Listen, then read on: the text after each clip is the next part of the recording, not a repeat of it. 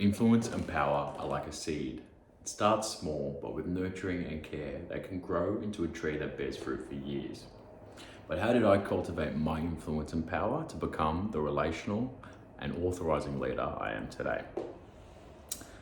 A senior colleague of mine used to display criticism and coldness on his face, which I assumed was in relation to something I just said. It caused me to question my ability, but also reduce my self-confidence, and thus it reduced my power. Is imposter syndrome the single biggest obstacle to us cultivating power? During the autumn of 23, I cognitively reframed my perception of his expressions, and instead I assumed that they were a reflection about how he felt about himself. This allowed me to be empathetic towards him.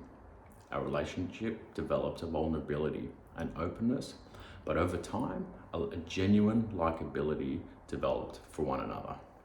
I was also able to coach him about how his expressions were perceived or may be perceived by other people. And I caught up with him a few weeks ago, and he explained that his manager was having the same experience. He was viewing his expressions as disapproval.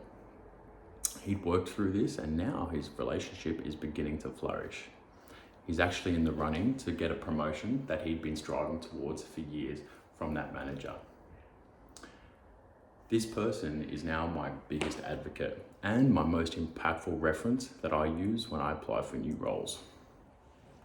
And in the spring of 2023, we were bringing a rooftop bar to our tower at Circular Quay. The contractor I was struggling to get a program out of, and I needed this program to report to the owners for timing. I viewed the solution to this issue to be a three-pronged charisma-based approach: power, presence, and warmth. At our next site meeting, I used respectful inquiry and active listening to try and get them to impress me rather than me spend so much time trying to impress them. I adopted a wide stance with my hands behind my back and my feet apart, but I also used warmth by keeping eye contact, nodding and smiling to develop a relationship that didn't exist.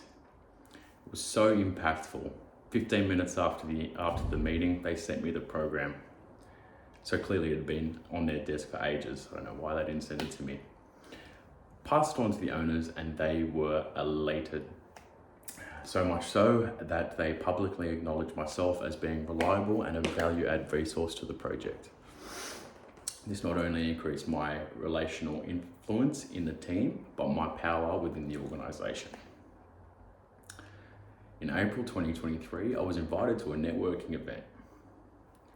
I often didn't go to these, and I approached networking as something that happened spontaneously, and I only did it with the people that I liked.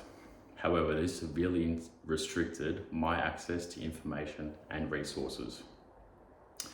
So before this event, I listed out what my goal was, and that was to meet people from various backgrounds and fields to better inform my career path. But also at the event, I wanted to make 4 high-quality connections. I finessed my vision of my future and also my elevator pitch. The third thing I did was work on what things I could provide to other people to add value to their circumstances. So at the event, I was able to use respectful inquiry and active listening to develop these new relationships with people. I was able to offer the advice from my project management experience, but also things I'd learned from my MBA. I gave them advice on influence and leadership and goal setting. After the event, it was actually a really successful event. I established 3 high-quality connections. After the event, I caught up with all of them individually for coffee. One of those people was able to introduce me to the development director of a fund that I've been looking to work with for years. I secured an interview, and I successfully negotiated a much higher salary than I was on before, and I got the role. That's the role I've been working to up until about last year, until I was promoted to the development fund director role. So by dismantling imposter syndrome, utilizing charisma, and building social capital, I was able to cultivate the seeds of my power and influence. This journey to becoming the authorizing and relational leader that I am today has shown me that just like a seed needs nurturing and care to grow, so does leadership need consistent effort and intentional practice to thrive. Thank you.